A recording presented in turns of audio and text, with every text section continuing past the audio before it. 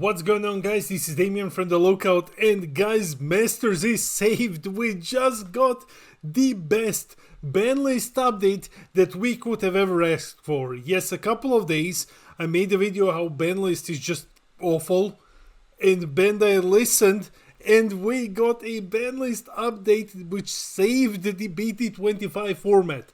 But before we begin this video, two things. We host locals today, 8 PM Central European Time, free entry, proxy legal, open to all regions, streamed on Twitch, and today we will be testing out the anniversary box support.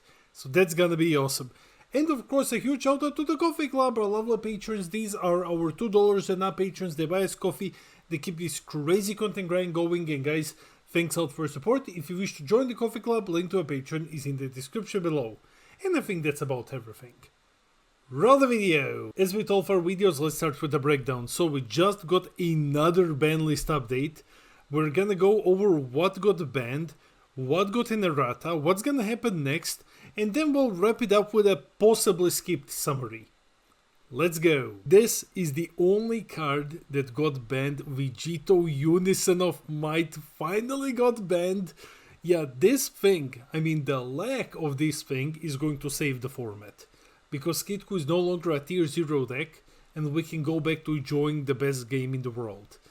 This thing broke the Kidku deck. Yeah, a lot of players were testing this at a very high competitive level, and the problem with this stupid card, first of all, this card existed since BT10, we're in BT25. It was never as oppressive.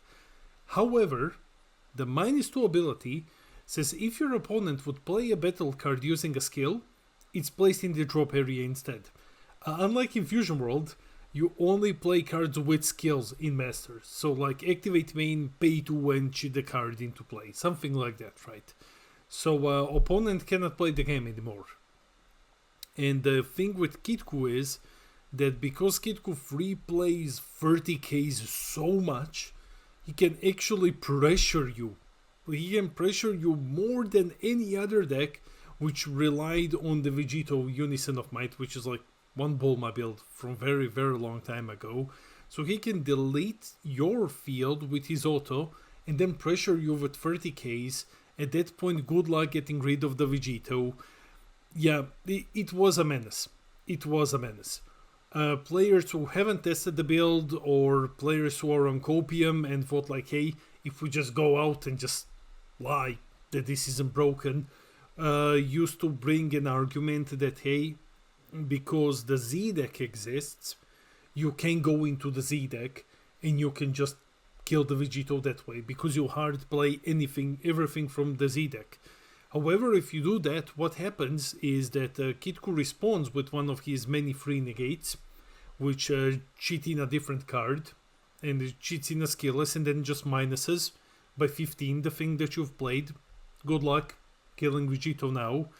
And if you're playing against a Kidku player and you manage to somehow kill a Vegito with your Z deck, Kidku just says, huh, and then pays 4 and boards another one.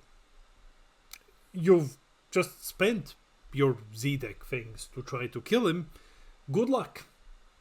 And with the amount of card you draw, Kidku is probably just gonna repeat the same thing. Because when this thing was legal, no Kidku player would ever charge a single one of these. You just keep them in hand and then you proceed to win the game. So what happens is Kidku goes from tier 0 to tier 1, but a lot of decks now become meta viable. A lot of more decks now become meta viable again. So tier 1 is about to get very big, and tier 2 is also gonna get very big because there is no more Kidku stopping you with the Vegito Unison. It's gonna be a great meta. As for the erratas, only one card got an errata. I'll be very brief about this one. It is the Trunks Leader, and it is just to say that the Vegeta rescuing a son is now SS Vegeta rescuing a son, so that you can actually awaken early. That's it. That's the only change. Trunks can now awaken early as it was intended. This deck is amazing. It's probably not tier 1, but it's likely in tier 2. The deck is phenomenal, and I'm really hoping to see it at the various top 16 standings. So what's gonna happen now? What's gonna happen is basically that the meta takes a turn for the better.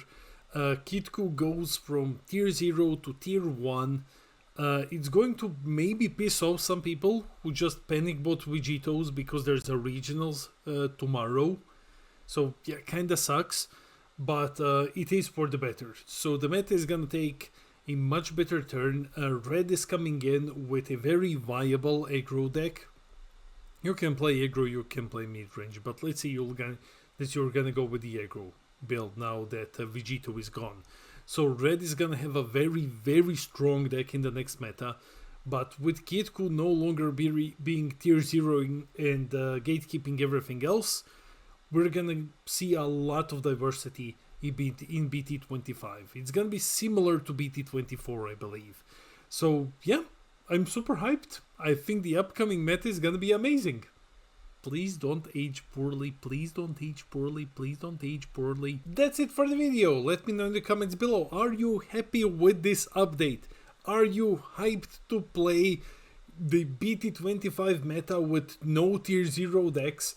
Let me know in the comments. I read all of your comments. I try to respond to everything. I love our little community. And while you're here, hit those like and subscribe buttons. Help us get to 6k subs when I'm gonna give away a booster box. This has been Damien from the Lookout, and I'll see all of you in the next video.